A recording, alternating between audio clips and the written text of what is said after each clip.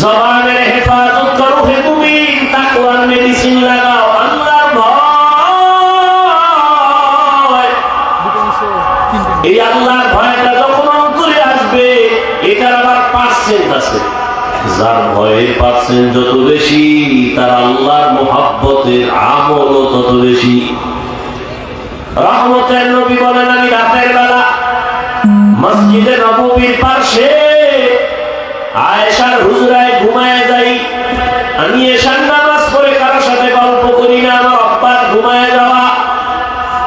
নবী বলেন, আমি ঘুমাইলে আমার চোখ বন্ধ থাকে, তবে আমার অন্তর কখনো ঘুমায় না। আমি আয়েশার হুজরায় ঘুমে গেলাম, হঠাৎ করে আমার ঘুম ভেঙে গেল। কানের মধ্যে শুনি কে যেন কাঁদতেছে, কান্নার আওয়াজ। আমি উঠলাম, আস্তে আস্তে উঠা আয়েশার যেন ঘুমের কোনো ক্ষতি না হয়। রহমতের নবী কেমন আদর্শের নবী আমার! প্রত্যেকটা মানুষ যদি চিন্তা করত, মায়ার নবী শিশুদের সাথে কেমন আচরণ করছেন। কোন বাবা যদি চিন্তা করে, ছাত্র শিক্ষক যদি চিন্তা করে, শিশুর উপরে জুলুম করতে পারবে না। একজন স্বামী যদি চিন্তা করে, রহমতের নবী স্ত্রীর সাথে কেমন আচরণ করতে, কি করছে জানার দরকার নাই, শুধু এতটুকু ভাববে নবী তার স্ত্রীর সাথে কেমন আচরণ করতেন। এতটুকু যদি মানুষ ভাবে, কোন স্বামী স্ত্রীর উপরে অন্তত জুলুম করবে না। একটা মা বাবা যদি ভাবতে থাকে, রহমতের নবী সন্তানের সাথে কেমন আচরণ করতেন, কোন মা বাবা কোনদিন সন্তানের উপরে জুলুম করত না। একটা সন্তান যদি চিন্তা করে, মায়ার নবীজি বাবার সাথে, চাচার সাথে, বড়দের সাথে কেমন আচরণ করেছেন, কোনদিন সন্তান বাবার সাথে অন্তত জুলুম করত না। রহমতের নবী আলেম হেলেমওয়ালা মুরব্বী তাকওয়াওয়ালার সাথে নবী কেমন আচরণ করছেন, শুধু এতটুকু ভাবে যদি কি করছেন ওটা জানার দরকার নাই, শুধু এতটুকু ভাবলেও তার অন্তরটা নরম হয়ে যাবে। কারণ আমার মায়ার নবী এমন দয়ার নবী, জীবনে কোনোদিন একটা মিথ্যা কথা বলেন নাই। ওরে মুসলমান, কেমন নবী পাইছো, চিনলা না কেমন মায়ার নবী আমার, যেই নবীর জন্য আমার আল্লাহ পর্যন্ত আশিক। মুহাম্মদ আমার নবী, কেমন আল্লাহ পাক তার আশিক। আল্লাহ বলেন, মুসা আমার বন্ধু, ঈসা আমার বন্ধু, ইব্রাহিম আমার বন্ধু, ইউসুফ আমার বন্ধু, মুহাম্মদ আমার বন্ধু। তবে সব নবী রাসূল আমি আল্লাহর আশিক, আর আমি আল্লাহ নিজে শুধু মুহাম্মদের আশিক। ব্যবধান আছে না নাই? আমার আল্লাহ নবীর আশিক। মায়ার নবী বলে, আমি ঘুম থেকে উঠছি, উঠা আয়েশার ঘুম যেন ক্ষতি না হয়, আমি আস্তে আস্তে উঠা বের হইলাম। আমার মাথার পাশেই তো মসজিদে নববী, খেজুর পাতার ঘর। আমি বের হইয়া নজর করে তাকায় দেখি ভোর রাত্র হয়ে গেছে। আসমানের দিকে তাকায় দেখি সুবহ সাদিক হবে হবে ভাব, কিছুক্ষণ পরে ফজরের আজান হবে। আমি মসজিদের দিকে হালকা নজর করে দেখি, এই গভীর রাতে আমার ঘুমটা ভাঙলো কে? আসলে তো ইচ্ছা করে কেউ চিল্লানি দেয় নাই। নবীজি দেখাই চোখে পানি আসছে, সাধারণ কোন ব্যক্তি না। নবী বলেন, আমি তাকাইয়া দেখি আমার হাতের সাহাবী, জান্নাতি সাহাবী আবু বকর নামাজে দাঁড়ায় দাঁড়ায় কান্না করতেছে। আমি অপেক্ষায় থাকলাম। আবু বকর নামাজ শেষ করিয়া যখন কান্না বন্ধ করেছে, আমাকে দেখা পাগলের মতো হয়ে গেছে। আবু বকরকে নবী বলেন, আবু বকর আপনি নামাজে কাঁদছেন? বলে হ্যাঁ। কেন? আপনার কান্নায় আমার ঘুম ভেঙে গেছে। আবু বকর বলেন, ইয়া রাসূলুল্লাহ, মাফ করে দিন, আমি ইচ্ছা করে কান্নার আওয়াজ দেই নাই। আপনি কাঁদছেন কেন নামাজে? আবু বকর বলেন, ইয়া রাসূলুল্লাহ, আমি কান্না করেছি হাসরের ময়দানে মালিকের আদালতে কেমনে দাঁড়াবো সেই ভয়। আল্লাহর নবী বলেন, হে আবু বকর, 10 জন সাহাবা জান্নাতের টিকিট পাইছে, এর মধ্যে তো আপনি প্রথম। আপনি আবার জান্নাতের টিকিট পাইয়া কেন কান্না করেছেন? আবু বকর বলেন, হে পয়গম্বর, যে আল্লাহ খুশি হইয়া জান্নাতের টিকিট দিয়েছে, ওই আল্লাহ যদি আবার আমার কোন কারণে বেজার হয়, টিকিট ক্যান্সেল হয়ে যেতে পারে, এই ভয়ে আমি কান্না করি। ও নবী, আপনি তো বলছেন কিয়ামতের ময়দান বড় কঠিন হবে, যেদিন নারী আর পুরুষ সবাই উলঙ্গ দাঁড়াবে, ওই দিন সূর্যটা নিচে নেমে আসবে, সূর্যের গরমে গুনাহগারের মাথার মগজগুলো ভাতের মারের মতো ঘুরবে, মাটির জমিনটা সূর্যের গরমে তামা হয়ে যাবে, জাহান্নামের আওয়াজে হাসরের ময়দানটা থরথর করে কেঁপে উঠবে। ওই সময় নবী আপনিই তো বয়ান করেছেন, কিয়ামতের ভয়ানক বয়ান। ওই বয়ানে আপনি নিজেও কান্না করিয়া বলছেন, কিয়ামতের দিন নবীদের কোনো গুনাহ নাই, তারাও কান্না শুরু করবেন। একদিকে সূর্যের গরম,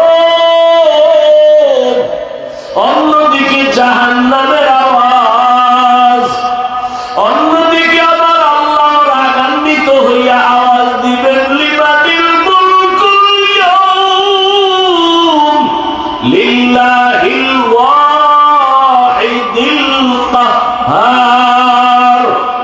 ও নবী, আপনিই তো বয়ান করে বলেছেন, আল্লাহ যখনই আওয়াজটা দিবেন হাসরের ময়দানটা গরম, থরথর করে কেঁপে উঠবে আল্লাহর রাগান্বিত আওয়াজে।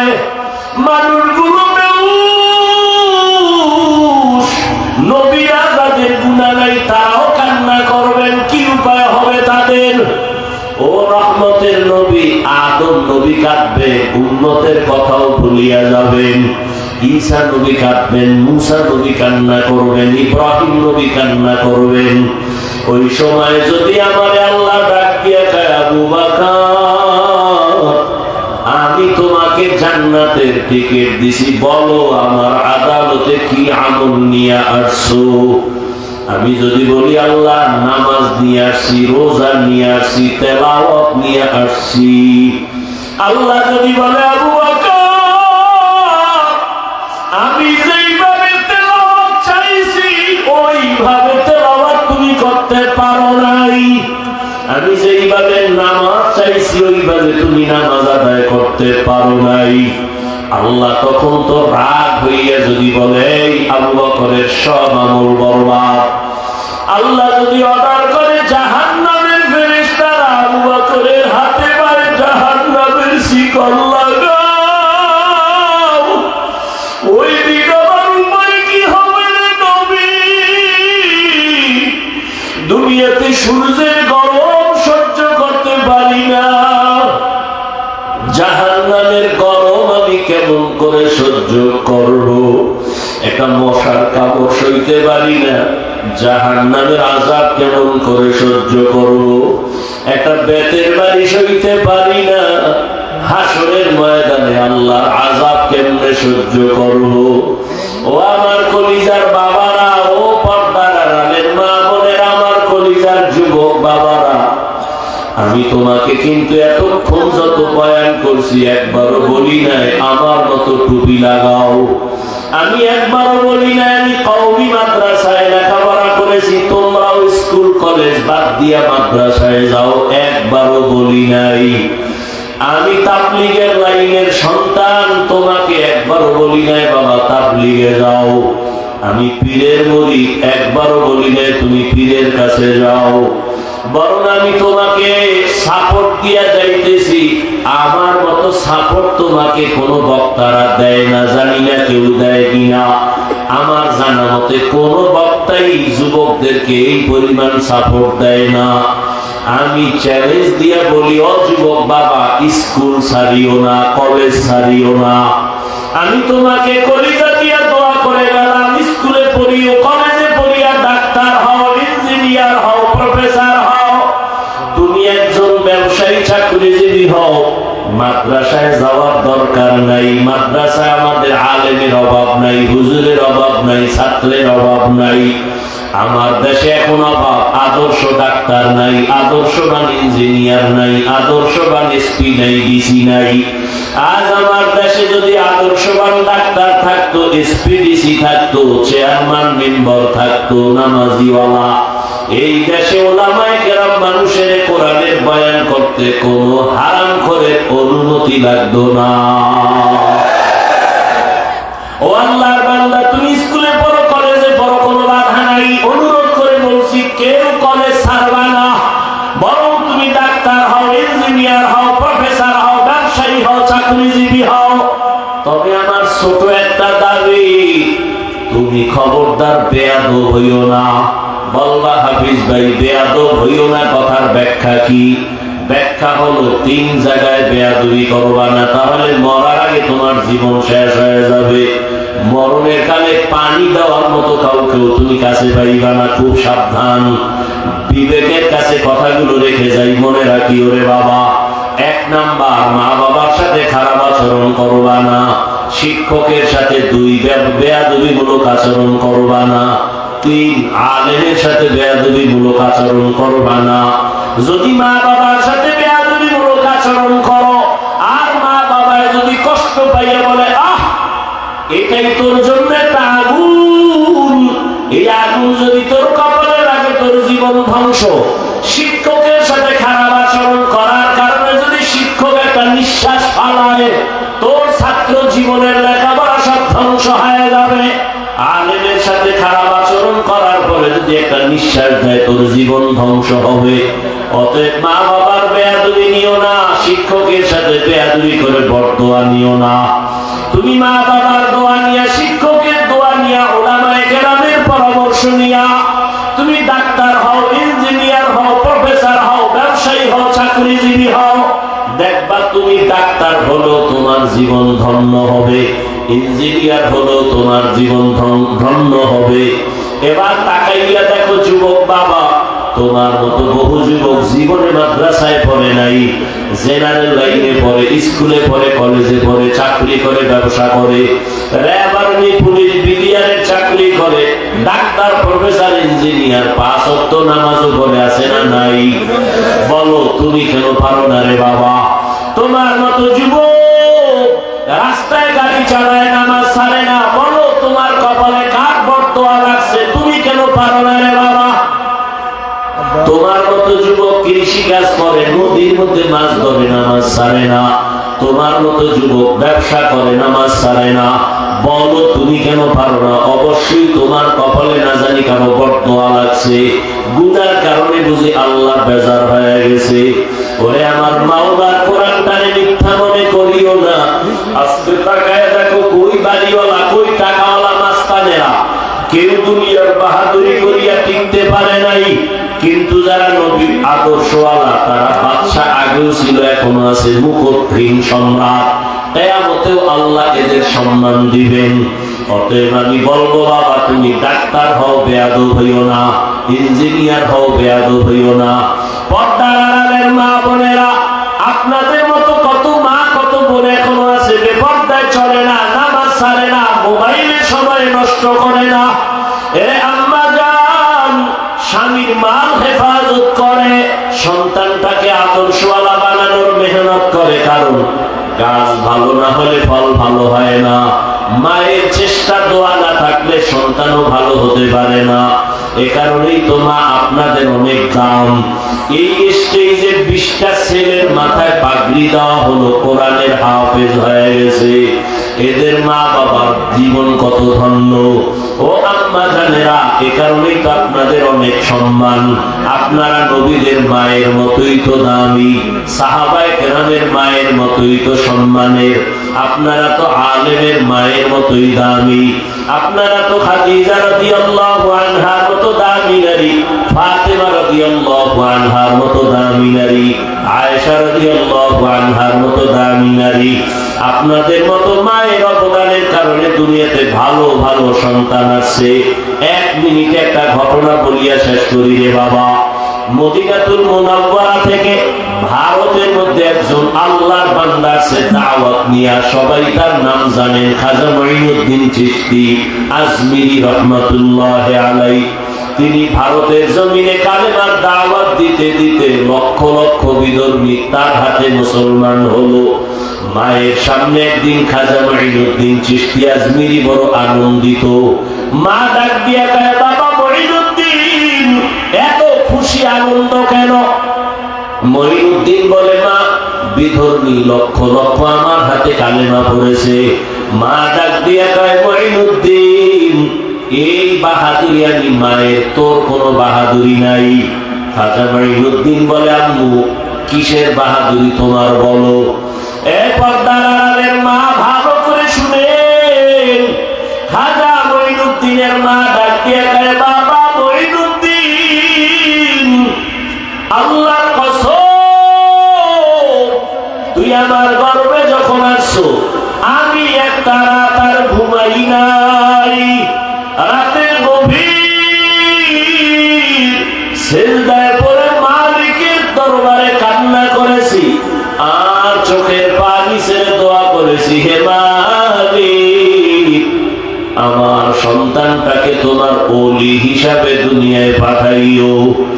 এই সন্তান মঈনুদ্দিন, তুই দুনিয়াতে যখন আসছো, আমি মা তোরে যত দুধ পান করাইছি, আল্লাহর কসম, এক ফোঁটা দুধও আমি বিনা ওযুতে তোর মুখে দেই নাই। আমি নাপাক অবস্থায় তোরে দুধ দেই নাই। আমি যতবার তোরে দুধ পান করাইছি, আগে ওযু বানায় নিয়েছি। ও পর্দার আড়ালের মা, যেই মা বাচ্চাটারে দুধ পান করায় ওযু অবস্থায়, এই বাচ্চাটা কেন জগৎ বিখ্যাত আল্লাহর প্রিয় গোলাম হবে না? এজন্যই তো বললাম, মায়ের কারণে সন্তান ভালো হয়।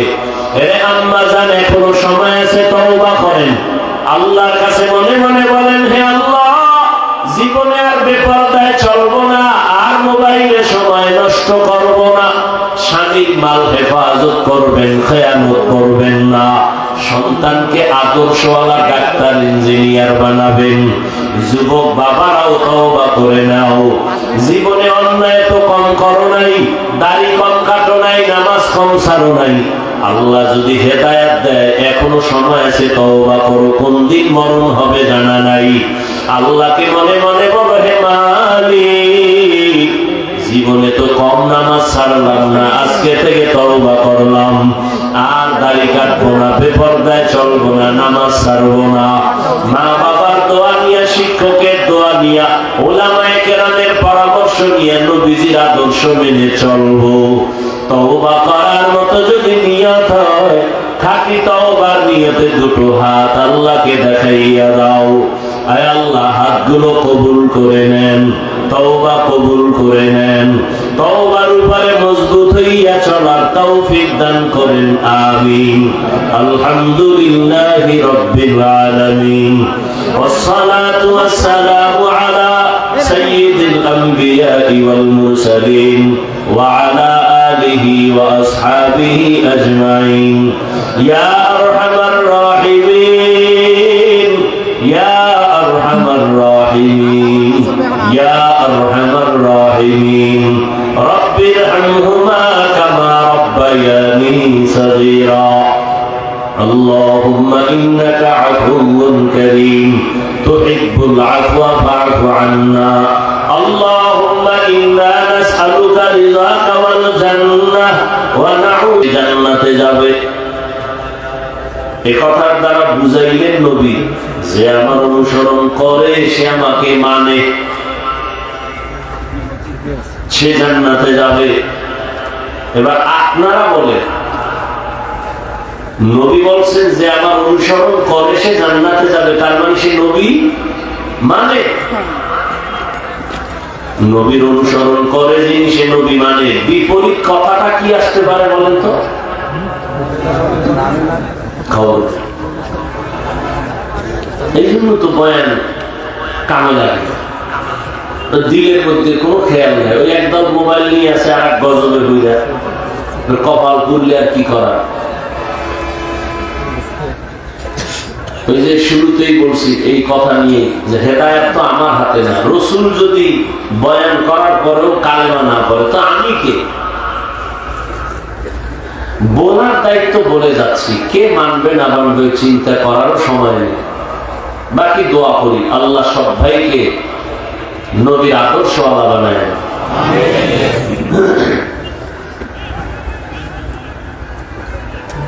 নবী বললেন যে আমার অনুসরণ করবে সে জান্নাতে যাবে।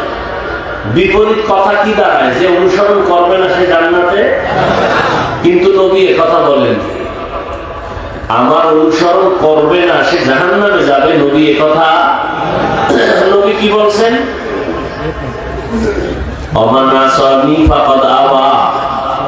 যে আমার বিরোধিতা করবে সে আমাকে অস্বীকার করার কারণে জাহান্নামে যাবে। এখান থেকে কি সবক নিবেন? এখান থেকে কঠিন একটা সবক নেওয়া যায়, সেটা হলো নবীর অনুসরণ যারা করে না তারা দুই দল। কয় দল? এক দল দরদি আর এক দল বিরোধী। ভিন্ন শব্দে বলি, এক দল আগ্রহী আর এক দল বিদ্রোহী। উদাহরণত বুঝাবার স্বার্থে বলি, খেয়াল করেন। ডান দিক থেকে একটা যুবকরে জিজ্ঞাসা করলাম, এই যুবক, দাঁড়িয়ে রাখো না কেন? নবীর মোহাব্বতে নামাজ পড়ো না কেন? খেয়াল করেন। যুবক বলে, ভাই নামাজ পড়া তো দরকার, নবীর আদর্শে দাঁড়িয়ে রাখাও দরকার, চেষ্টা করি পারি না, একটু দোয়া করি। জবাব দেন, কি বুঝলেন? ছেলেটা কি বিরোধী না দরদি? আচ্ছা, এদিক থেকে একটা যুবকের জিজ্ঞাসা, এই যুবক নামাজ পড়ো না কেন, দাঁড়িয়ে রাখো না কেন? যুবক আমার কথাটা শেষ না হতে বিদ্যুতের গতিতে জবাব দেয়, দাঁড়িয়ে না রাখলে অসুবিধা কি, নামাজ না পড়লে অসুবিধা কি? আপনারা জবাব দেন, যুবকের এই জবাবে কি প্রমাণিত হলো? সে দরদি না বিরোধী? আগ্রহী না বিদ্রোহী? হ্যাঁ, ভালো করে বুঝেন। রসুলের আদর্শ মানার ক্ষেত্রে বিদ্রোহীর নাম বেঈমান। বিদ্রোহীর নাম কি? খুব কঠিন কথা, কিন্তু দুইজনই দাঁড়িয়ে, দুইজন নামাজ পড়ে না, কিন্তু একজন বিদ্রোহী আর একজন আগ্রহী, একজন দরদি আর একজন বিরোধী। দরদি মুমিন, বিরোধী বেঈমান। কত কঠিন, কিন্তু কঠিন কথা। আরো ভালো করে বুঝেন, একজনের দাড়ি রাখে না আর একজনের দাড়ি পছন্দই করে না। দুইজনে, একজন মুমিন আর একটা তাজা বেঈমান। একজনে নামাজ পড়ে না, সে মুমিন, আর একজনে নামাজ পছন্দ করে না, সে বেঈমান। ব্যবধান আছে না? অতএব দাড়ি নাই দেখলে গালি দেওয়া যাবে না। কেন? আগে বুঝতে হবে সে কি দরদি না বিরোধী। আগে বুঝতে হবে একজনে নামাজ পড়ে না, তাকে গালি দেওয়া যাবে না। আগে বুঝো লোকটা আগ্রহী না বিদ্রোহী। আগ্রহী হলে মুমিন, বিদ্রোহী হলে বেঈমান। যে নামাজ পড়ে না তাকে গালি দেয়া যাবে না, যে নামাজ পছন্দ করে না তাকে ছাড় দেওয়া যাবে না, সুযোগ পেলেই জুতার বাড়ি। অভিমান। একজনের রাজনীতি কোরআনের রাজনীতি করে না। কোরআনের রাজনীতি আসেনি? আমরা তো আঙ্গ থেকে অনেক উচ্চ লেভেলের শিক্ষিত। আপনারা কি পরিমাণ ওয়াজ করেন চিন্তা করলাম, আমি মাদ্রাসায় পড়ে কি ঠকলাম? কারণ 20 বছর মাদ্রাসায় আটার রুটি ডাউলের পানি খাইয়া জীবনটা শেষ। 24 ঘন্টা কোরআন হাদিস কোরআন হাদিস কোরআন হাদিস, সারাটা জিন্দেগি শেষ করলাম কোরআন হাদিস রিসার্চ করে। এমন আমি সুদ করে না বয়ান শিখায়, তাই মাদ্রাসায় পড়লাম কি করতে? সুদখোর বলে হুজুর ওয়াজ করেন, রাজনীতির ওয়াজ করবেন না। হ্যাঁ, গোটা দুনিয়া সুলাইমান নবী চালাইছেন, কোরআনে নাই। আমরা বয়ান করলে তো কোরআনের ওই রাজনীতির বয়ান করি। ইউসুফ নবী মিশর চালাইছেন, ওই কথা কোরআনে আছে, ওই রাজনীতির বয়ান করি। ওলামায়ে কেরাম তো ওই রাজনীতির কথা বলেন যে রাজনীতি রহমতের নবী করেছেন। আবু বকর রাষ্ট্র চালাইছেন, সেই রাজনীতির বয়ান করি। ওমরে ফারুক রাষ্ট্র চালাইছেন, সেই রাজনীতির বয়ান করি। এটাই হলো আসল রাজনীতি, এর বাইরে সব পেটনীতি আর দুর্নীতি, সব চান্দাবাজি আর ধান্দাবাজি। কার পেছনে ঘুরিয়ে তুই নামাজ ছাড়ছ? কার পেছনে ঘুরে ঘুরে তুই আজ দাড়িটা কেটে ফেলেছ রে বাবা? কি পাওয়ার আশায়? কিছু টাকা? লিখে রাখ, যার পিছনে তুই দুইটা এক প্লেটে খাও, নামাজের তো আক্কা করো না, কিছু পাওয়ার আশায় রেডি থাক। ওই চান্দা বাজার ধান্দা বাজ কত স্বার্থপর, স্বার্থে যদি আঘাত লাগে দল থেকে নাম কাটবে না, তোর কল্লা পর্যন্ত কেটে ফেলবে। লিখে রাখ, তোর মারার জন্য নতুন শত্রু লাগবে না। তুই যেই জানে এক প্লেটে খাও না, এ তোর জীবনের জন্য ছুরি রেডি রাখছে, তোর খবর নাই। ভাগে যেদিন কম পড়বে সেদিন গোপন বৈঠক হবে, ওকে মাইনাস কর, ভাগে কম পড়তেছে। বাংলায় বলতেছি, তাহলে রেডি থাক মরার লেগে। তোরে মারার জন্য কোন শত্রু আসবে না, খবরদার। এই ধারণাই অন্তরে রাখবি না যে আমার কে জানি না। তোর বন্ধু যে কলিজা যারে তুই কলা খাইলে অর্ধে খেয়ে দাও, তুই খাও, ঘুমের মধ্যে তার স্বপ্ন দেখো, সে তোর মারবে। এটা লেখা রাখ। সোনার বাংলায় তো এই বয়সে এগুলি দেখতেছি, কথা বলেন না কেন? তো তুমি আর একজনের গালি দাও কেন? তোমার শত্রু অন্য কেউ না, তোমার বন্ধু তোমার জীবনের শত্রু। এই জন্য ঢাকায় বলে আসছি, আর মাগরিবের আগে কিশোরগঞ্জেও বলে আসছি, এ জাতির জন্য উলামায়ে কেরাম ছাড়া আপন কেউ নাই। একমাত্র আপন উলামায়ে কেরাম, আর সব চান্দাবাজ আর ধান্দাবাজ। 1 মিনিটে প্রশ্ন করি, জবাব দাও। বহুত বুদ্ধি নেই, ঘুরো তো। সরকারি বেসরকারি চাকরি যারা করে, কয় ঘন্টা ডিউটি? নিম্নে বেতন কত? 20,000। আর টেবিলের নিচে তো আর মা আর খালু কত মুক্তা রেখে গেছে, ওই খাইব বয়ে বয়ে চুরি করে। মসজিদের ইমাম সাহেবের ডিউটি কয় ঘন্টা? বেতন কত? 3,000। পুরো দুনিয়ার মধ্যে এর থেকে আর বড় জুলুম কি হতে পারে বলো? এর থেকে আর বড় জুলুম কি আছে বলো? 8 ঘন্টা ডিউটি করিয়ে বেতন 20,000। আর ইমাম সাহেবের 24 ঘন্টা ডিউটি, বেতন 5,000, তাও রিমান্ডে রাখে। একক নামাজে না থাকলেই রিক্সা ড্রাইভার হুজুর গেছিলেন কই? ইমাম সাহেবকে তুই আমি রিক্সা ড্রাইভার, এত পাওয়া 5 টাকা বেতন দেই মাসে। সভাপতি দেয় কত? কয় 100 টাকা। মাসে মাসে কয় না 6 মাস বাকি। সেক্রেটারি কত দেয়? 50। সভাপতির উপরে দেওয়া যাবে না, বেদবি হবে, এই জন্য উনি দেয় 50। আমি বানায় বলতেছি, কপাল পুড়ছে এই জাতি। কেন? শিয়ালের হাতে মুরগি দিছে আমার। শিয়ালের কয় 3 দিন ঘরে নেই, শিয়াল কয় 1 সেকেন্ড না, দোয়াও চাই, মাফও চাই, জিন্দাও দেওয়া যাবে না, মরাও না, এটা আমার পেটের ভিতরে আমানত আছে, কি মা হয়া। শিয়ালের হাতে মুরগি দিলে যা হবে তাই হবে। হারামখোরের হাতে ধর্মের চাবি দিছে কে? জিবরাইল। কে দিছে? আমি। আমরা কিন্তু লজ্জা লাগে, ভোটের আগে পায়খানা খাইছো প্রার্থীর থেকে টাকার নামে, লজ্জা লাগে নাই? হারাম বেহায়া কোথাকার। বাথরুমে ঢুকে 10 গ্রাম পায়খানা খাইয়া সৈয়দপুরের দোকানে যাইয়া হালাল সাবান কিনা কুলি করলে গন্ধ থাকতো না। কিন্তু যারা ভোটের আগে টাকা খাইছো, জাহান্নামের আগুন ছাড়া গন্ধ যাবে না, লিখে রাখো। চেয়ারম্যানের গালি দাও না, আকাম করছো তুমি, দোষ দাও চেয়ারম্যানের। বাংলাদেশের কোন চেয়ারম্যান আগে হারাম খায় নাই, জনগণ খাইয়া শিখাইছে, তুইও খাবি। এই জন্য লিখে রাখো, আমার কথা কয়েকটা লিখে রেখো পারলে। জনগণ হারামখোর হলে ওদের নেতাও হারামখোর হবে, জনগণ সুদখোর হলে নেতাও সুদখোর হবে, জনগণ নামাজি হলে নেতাও নামাজি হবে। মনে রেখে কথাগুলো মানবা না তো? হুজুর কথা তো কোনো বললই নেই তোমাদের কাছে।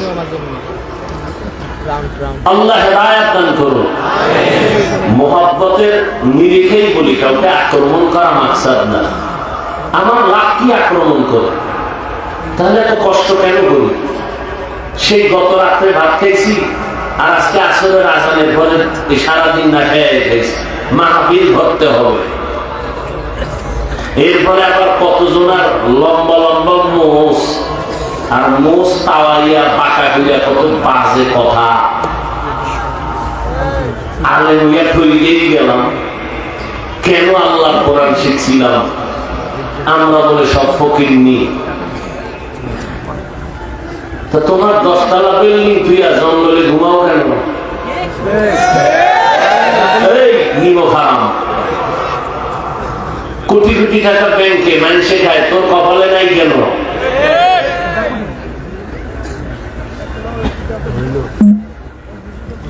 এই জন্য এখন আর নরম কথায় হবে না।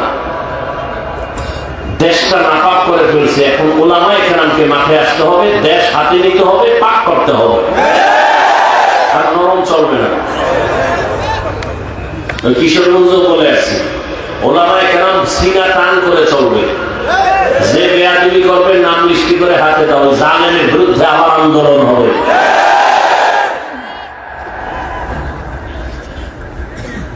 আল্লাহ হেদায়েত দান করুন। ওলামায়ে কেরাম আল্লাহর উপরে ভরসা করে ময়দানে নামে। চাকরি খাওয়ায় না, পিপিলি কারখানা যদি আল্লাহ দিতে পারেন, উড়ন্ত পাখির রিজিক যদি দিতে পারেন, আপনাকে কেন দিবেন না?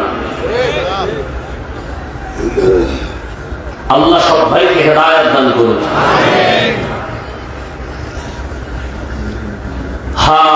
তো নবীর আদর্শ যারা মানে না, তারা দুই দল, এক দল আগ্রহী আর এক দল বিদ্রোহী।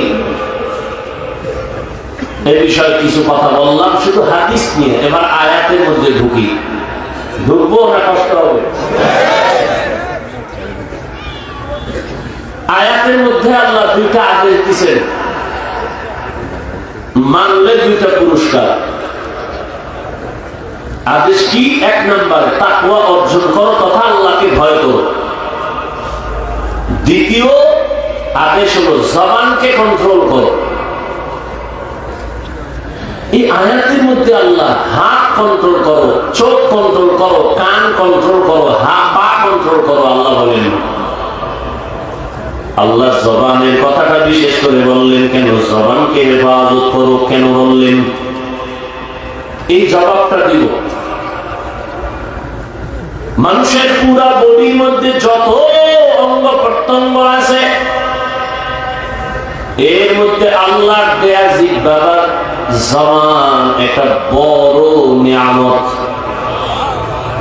2 নম্বর, পুরা বডির মধ্যে যত অঙ্গ প্রত্যঙ্গ আছে, পুরা বডির মধ্যে জিহ্বা হলো মারাত্মক একটা অ্যাটম বোম অস্ত্র।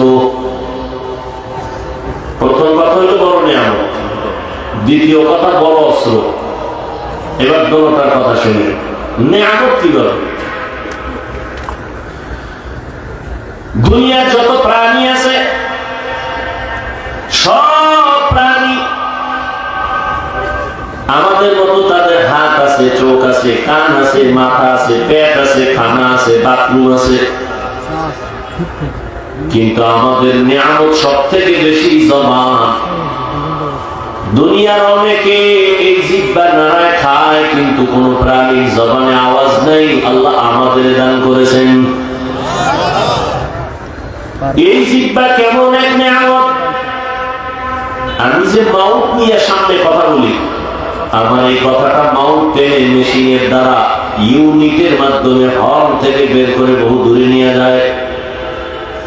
এই যে মেশিন চলতেছে, এটাকে আবার ফ্যান দিয়ে বাতাস দিয়ে ঠান্ডা রাখে। সীমার অতিরিক্ত যদি মেশিন চলে, হঠাৎ করে আগুন লেগে পুড়ে যাবে সব। আনলিমিটেড এই মেশিন চালাতে পারবে না, কিছুক্ষণ ঠান্ডা রাখা লাগবে, না হয় অন্য মেশিন চালাবে, আর একটার একটু রেস্টে দিতে হবে। কিন্তু আল্লাহ জিহ্বা নামের বড় নিয়ামত। দুনিয়াতে আসার থেকে জিহ্বা নাড়াইয়া কত কোটি কোটি কোটি কোটি কথা সাপ্লাই দিলা। 30 বছর, 40 বছর, 50 বছর পর্যন্ত জিহ্বা নামের মেশিন চলতেছে চলতেছে চলতেছে। হাজার হাজার হাজার কোটি কথা সাপ্লাই হচ্ছে। এক সেকেন্ডের জন্য কখন আমার মাওলার দেওয়া জিহ্বা বন্ধ হয় নাই। গাল ব্যথা করে, মাথা ব্যথা করে, কপাল ব্যথা করে, ঠোঁট ব্যথা করে, জিহ্বা ব্যথা করে না। এত বড় এক নিয়ামত আমার আল্লাহ দান করেছেন। মোবাইলে তুমি কথা বলতেছো, মহব্বতের আলাপ, দীর্ঘ টাইম বলে 5 মিনিট সময় দাও। 5 মিনিটের কথা বইলা কথা যে শুরু হইছে, যত কথা বাড়ে মহব্বত বাড়ে। ভালোবাসার চাদরে আবৃত হইয়া কথা বলতে বলতে বলতে বলতে হঠাৎ করে কথার লাইন কেটে গেছে। আরে তাড়াতাড়ি কেটে গেল। মোবাইলের স্ক্রিনে তাকায় দেখে 26 মিনিট নাই। কাইতে গেল কেন? ব্যালেন্স নাই। দেখে না ব্যালেন্সও ঠিক আছে। নেটওয়ার্কের সমস্যা কয় তাও না, মোবাইলে টাকাও আছে, নেটওয়ার্কও আছে, কথার লাইন কাটলো কেন?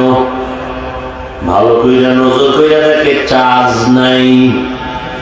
কি নাই? চার্জ নাই। এবার দৌড়ে গেছে চার্জ দেওয়ার জন্য। দ্রুত তুমি চার্জ লাগাও। আবার এমন কিছু চার্জার আছে, ফাস্ট চার্জার, 1 ঘন্টার চার্জ আধা ঘন্টায় হয়ে যাবে। ফুল চার্জ দিয়ে আবার কথা বলো, আনলিমিটেড, কোনো টেনশন নাই। আবার কিন্তু এক পর্যায়ে চার্জ থাকবে না। কিন্তু আমার মাওলার দেওয়া জিহ্বা নাড়াইয়া এত কথা বলছো রে যুবক, 1 সেকেন্ডের জন্য কখনো চার্জ দিছনি? ওই জিহ্বার চার্জ কে দেয়? ওই মেশিন কে বানাইলো? ওই মেশিনের তেল, পেট্রোল, অকটেন কে দেয়? একবার চিন্তা করে যদি বলতি আলহামদুলিল্লাহ, আমার মাওলা খুশি হইয়া তোর জীবনের গুনাহগুলো মাফ করে দিতে। ইয়া ইলাহি মুঝসে মুঝকো দূর করো, তাকে দেখো মুঝ में तुझको एक नजर। या इलाही तू मेरा महबूब है, या इलाही तू मेरा माशूक है। ও বান্দা, তুমি 1 প্লেট ভাত নিছো, খানা খাবা। প্লেটের মধ্যে খানা নিয়ে, তরকারি নিয়ে অনেকক্ষণ তুমি হাত দিয়া নাড়ায় চাড়ায় দেখলা খানার মধ্যে কোনো ভেজাল আসেনি। হাত অ্যান্সার দিল খানার প্লেটে খানায় ভেজাল নাই। চোখ তোমাকে অ্যান্সার দিল ভেজাল নাই। এবার মোটামুটি রেডি হয়ে একটা লোকমা তুমি মুখের মধ্যে নিছো, জিহ্বায় তোমার আটকায় দিছে, ভিতরে নেওয়া যাবে না, লোকমার ভিতরে ভেজাল আছে। হাত ক্লিয়ারেন্স দিল, চোখ ক্লিয়ারেন্স দিল, জিহ্বায় আটকায় দিল কেন? জিহ্বায় তোমারে বলতেছে লোকমাটা বের কর। এই লোকমার মধ্যে ভেজাল হলো চিকন একটা চুল আছে, চিকন চুল। এ লোকমা ভেতরে নেওয়া যাবে না। জিহ্বায় তোমাকে কতটা সতর্ক করে দিল, তুমি মনে করছো খানাটা বড় ঠান্ডা, জিহ্বায় লাগাইছো মাত্র, বলছে ভেতরে নেওয়া যাবে না, তো তোর গলা নষ্ট হয়ে যাবে, ফেলে দে। এই জিহ্বায় এত বড় নিয়ামত, আমি মানুষ নাকি অন্য কিছু? আমার জবান আমাকে পরিচয় দিল। আমি একজন আলেম নাকি কিছু আমাকে জবান পরিচয় দিল, হাত আমার পরিচয় দেয় না আমি ভালো মানুষ না খারাপ মানুষ। তুমি ভালো না খারাপ জবান পরিচয় দেয়, হাত পরিচয় দেয় না। এই জবান আল্লাহর বড় নিয়ামত, শুকর আদায় করো। কেমনে শুকর আদায় করো না? জিহ্বাটা দিয়া সব সময় তেলাওয়াত, জিকির, দরুদ, ইস্তিগফারের আমল করো। এবার আসেন, জিহ্বা বড় একটা অস্ত্রের নাম, বুঝার চেষ্টা করি কেমন অস্ত্র। বলে এটা পেলেটের মতো চারদিকে ধার, ডানেও কাটে, বামেও কাটে, সামনেও কাটে, পেছনেও কাটে, পেলেটের মতো। বলে কেমন? জিহ্বা নাড়াইয়া একজন বিধর্মী মানুষের সামনে বলে লা ইলাহা ইল্লাল্লাহ, সাথে সাথে তার নামটা এখন ঈমানওয়ালার খাতায় চলে আসছে। জিহ্বার এক কথা। আবার এই জিহ্বা নাড়াইয়া এক মুমিন বলে আমি আল্লাহ মানি, কোরআন মানি, তবে কোরআনের বর্ণিত রাজনীতি মানি না। একই জিহ্বার এই কথায় তার ঈমান চলে গেল।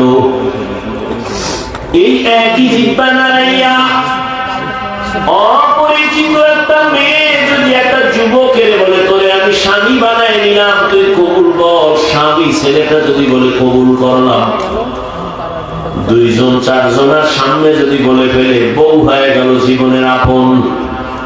আবার এই জিহ্বা নাড়াইয়া যদি বলে তুই তালাক, একই জিহ্বার কথায় তার স্ত্রী জীবনের থেকে বিদায়। বিচারক চেয়ারে বসিয়া ফাঁসির আসামিকে জিহ্বা নাড়ায় বলে তুমি মুক্ত, ফুলের মালা গলায় পরে ফাঁসির আসামি বাড়ি। আবার এই জিহ্বা নাড়াইয়া বিচারক যদি বলে নিরপরাধের পুলিশ হ্যান্ডকাপ লাগাও, নিরপরাধী একই জিহ্বার কথায় আসামি কাঠগড়ায় দাঁড়াবে। জিহ্বা এমন এক অস্ত্র, এটা তোমার আমার ইচ্ছার বিরুদ্ধে চলে। কেমনে তুমি কন্ট্রোল করবা? দেখছো নি এটা অ্যাডভান্স চলে, অ্যাডভান্স। ঘুমায় গেছে মানুষ মরা, কিন্তু জিহ্বা চলে, জিহ্বা চলতেছে। একজনে কাঁচা ঘুমের মধ্যে আমার বন্ধু ডাক দিছে, ও কাঁচা ঘুম, ও চোখ বন্ধ করে জিহ্বা নাড়ায় কাঁচা কয়েকটা গালি দিছে, ও দৌড়। তোর দাস আর জীবনে আনু না, যেই গালি দিলি ঘুমের থেকে উইটা ডাক দিলাম, এই তুই গেছো কই বন্ধু? তোর সাথে কথা নেই, যেই গালি দিছো ঘুমের ভিতরে। গালি দিলে রেকর্ড করলে তুই টের পাইতি কি পরিমাণ গালি দিয়েছ। আল্লাহর কসম ঘুমের মধ্যে জিহ্বা কি বলছে আমি জানি না। তাহলে জিহ্বাটা আপনার আমার কন্ট্রোলের বাইরে। হাত যদি অন্যায় করে বেঁধে রাখো, কন্ট্রোল হয়ে যাবে, অন্যায় করবে না। চোখ যদি খারাপ কিছু দেখে মেকআপ লাগাও, কালো আয়না লাগাও, দেখবে না। পা যদি অন্যায় করে, পায়ের মধ্যে রশি লাগায় বেঁধে দাও, অন্যায় করবে না। কান যদি অন্যায় কিছু শুনে পট্টি লাগায় দাও, অন্যায় আওয়াজ আসবে না। জিহ্বাটা যে অন্যায় করে না, কেমনে আটকাইবা? রশি দিয়েও তো বাধা যায় না, কষ্টে লাগানো যাবে না, কারণ জিহ্বার মধ্যে আল্লাহ একটা মেডিসিন দিয়ে দিয়েছেন, পানি। এটা আবার কত বড় নিয়ামত! অল টাইম জিহ্বায় যদি পানি না থাকে, মানুষ মরণাপন্ন হয়ে যায়। কারণ মুখ শুকায় গেলে ডাক্তারের কাছে দৌড়ায়, আমার পাগলের মতো হয়ে গেছে, জিহ্বা শুকায় যায় কেন? বলে ডায়াবেটিস বেড়ে গেছে, তাড়াতাড়ি মিষ্টি খাও। জিহ্বার মধ্যে এমন একটা পানি, বড় নিয়ামত, যুবক বাবা ঘুমের থেকে উঠা বাসি মুখে কুলি না কইরা এক গ্লাস পানি তুই পান করবা, জিহ্বার সাথে যে লালাটা ভেতরে যাবে রোগের ঔষধ। কুলি করবা না, বাসি মুখে কুলি ছাড়া পানিটা পান করবা, খালি পেটে ঘুমের থেকে উঠাই মুখের ভেতরে জিহ্বার লালা সহ ভেতরে যাবে পেটের ঔষধ। তোমার চেহারার মধ্যে যদি কোন স্পট হয়, গোড়া হয়, শাহাদাতান নূর বের করে জিহ্বার মধ্যে লাগায় 3 বার বিসমিল্লাহ বলে লালা দিয়ে লাগাও, চেহারায় কোনো গোড়া থাকবে না। তবে সারা রাত্র মোবাইলে যদি আকাম করে গোড়া উঠাও, ঘুম নাইট দিয়া ওইটা লালায় যাবে না।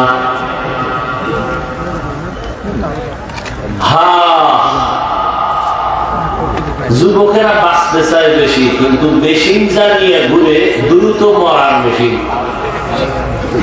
আমার কাছে খুব কষ্ট লাগে, বাঁচতে চায় বেশি কিন্তু মেশিন লয়ে ঘুরে মরা, দ্রুত মরতে পারে।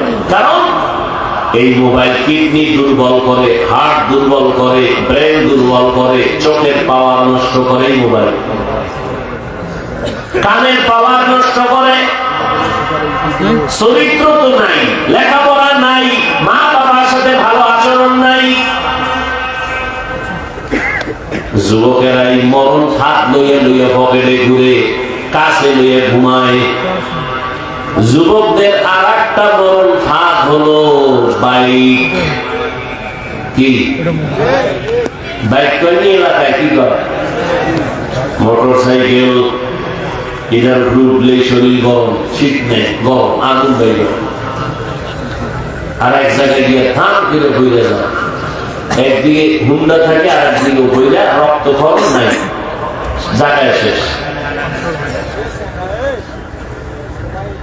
নামাজ রোজা নাই, মাওলা হেফাজত করবে তো, বান্দার কিছু আমলের দরকার। রাসূল শিখাই দিয়েছেন, ঘর থেকে বের হলে এই দোয়া করো। গাড়িতে উঠছো, বিমানে উঠছো, 5টা সূরা পড়ো। কুল ইয়া আইয়ুহাল কাফিরুন ইযা জাআ নাসরুল্লাহ, কুল হুয়াল্লাহু আহাদ, কুল আউযু বিরাব্বিল ফালাক, কুল আউযু বিরাব্বিন নাস। সাথে সাথে আল্লাহ একদল ফেরেশতা তোমার পাহারাদার বানায় দিবে। দুনিয়ার সব বিপদে পড়লেও তোমাকে আল্লাহ হেফাজত করবেন এই আমলের বরকত। তুমি উঠেই বিড়ি কেনা শুরু করো, ঘর থেকে বেরি হয় একটা আগুন লেগে, কি ভাব, বিড়ি মুখে দিলে কি ভাব জানে, কঠিন ভাব।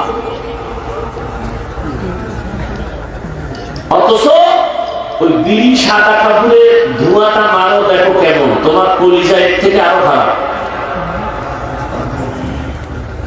এর উপরে যারা টানে, মদ পান করে, গাঁজা খায়, এটি তো ক্যান্সার মরবে নাকি এমনি মরবে, এত সোজা। একটা মানুষও শান্তিতে মরে না এই যারা এই নাপাক খায়, নাপাক। আল্লাহ সব ভাইকে হেদায়েত দান করুন। তো জবানটাকে কন্ট্রোল কেমনে করি? হাত আটকায় রাখা যায়, পা আটকায় রাখা যায়, কান আটকানো যায়, চোখ আটকানো যায়, জিহ্বাটারে আটকানো যায় না, কষ্টে লাগানো যায় না। জবানটারে কেমনে হেফাজত করবো, কন্ট্রোল করবো? আল্লাহ কয় গোলাম, এটা কন্ট্রোল করার মতো তোমার হাতে কোনো পাওয়ার নাই। আমি আল্লাহ দয়া করে একটা মেডিসিন দিলাম, এটা ব্যবহার করো, জিহ্বা কন্ট্রোল হয়ে যাবে। ওই মেডিসিনের নাম হলো তাকওয়া। হরকে দার খৌফে হকদার দিল মদম জান্নাতুল মাওয়া দেহতু রামাকা। জবানের কন্ট্রোল করে মুমিন। আল্লাহর ভয় তাকওয়া বড় দামি এক সম্পদ। এই তাকওয়া মায়ের গর্ভ থেকে পাওয়া যায় না, এই তাকওয়া আল্লাহর ভয় অন্যের থেকে নিতে হয়। অন্য বলতে কারা? লিকুল্লি শাইইন মা'দিনুন ওয়া মা'দিনুত তাকওয়া কুলুবুল আরিফিন। প্রত্যেকটা ভালো জিনিসের গোডাউন আছে, তাকওয়ার গোডাউন হলো আল্লাহর প্রিয় বান্দাদের কলব। আল্লাহ কিছু বিশেষ বান্দা আছে জমিনে, এরা আল্লাহর মহব্বতের বান্দা। এরা তোমার আমার সাথে চলে ফিরে ঠিক, তবে তাদের চোখের পাওয়ার আলাদা, তাদের কলবের পাওয়ার আলাদা। তারা যদি তীক্ষ্ণ নজরে কারো দিকে ভালো দৃষ্টি দেয়, তাদের কলবে পাওয়ার বেড়ে যায়। ওই যে মোবাইলে চার্জ লাগে, পাওয়ার হাউসে তুমি চার্জার ঢুকাও। এই জমিনে আল্লাহর মহব্বতের বান্দা অন্য মানুষের জন্য কষ্টি পাথর পাওয়ার হাউস, ওখানে নজর লাগাও তো তোমার কলবে পাওয়ার চলে এলো। ওই পাওয়ারের নাম কোরআন বলে ফুরকান, হাদিস বলে ওই পাওয়ারের নাম ফিরাসাত। ইয়া আইয়ুহাল্লাযীনা আমানু ইন তাত্তাকুল্লাহা ইয়াজআল লাকুম ফুরকানা। হাদিসে এই পাওয়ারকে বলে ফিরাসাত। قال رسول الله صلى الله عليه وآله وسلم اتقوا فراسة المؤمن فإنه ينظر بنور الله। এই পাওয়ার আল্লাহর ভয় যখন অন্তরে আনবে, তখন বান্দা স্কুলে পড়লেও নামাজ ছাড়বে না। এই তাকওয়া নামক পাওয়ার যদি তোমার অন্তরে আসে, এখন তোমার নামাজ পড়তে ভালো লাগে না, তখন তোমার নামাজ না পড়লে ভালো লাগবে না। এখন তোমার পর্দা করতে ভালো লাগে না, তাকওয়ার পাওয়ার যখন আসবে আল্লাহর ভয়, তখন তোমার পর্দা না করলে ভালো লাগবে না। এখন আমি টুপি ছাড়ি না, তুমি টুপি পরো না। আমি নামাজ না পড়লে লজ্জা লাগে, তুমি পড়তে গেলে লজ্জা লাগে। আসলে মেডিসিন তাকওয়ার ভয়, আল্লাহর ভয় নাই। এই আল্লাহর ভয়টা অন্তরে জমা করার জন্য আল্লাহর ওলি যারা, পীর আউলিয়া যারা, খাঁটি আল্লাহওয়ালা, তাহাজ্জুদওয়ালা, তাদের নজর লাগাও। তাদের নজরের মধ্যে পাওয়ার আছে। আরে একটা গাঞ্জাখোরের নজরেও তো পাওয়ার আছে।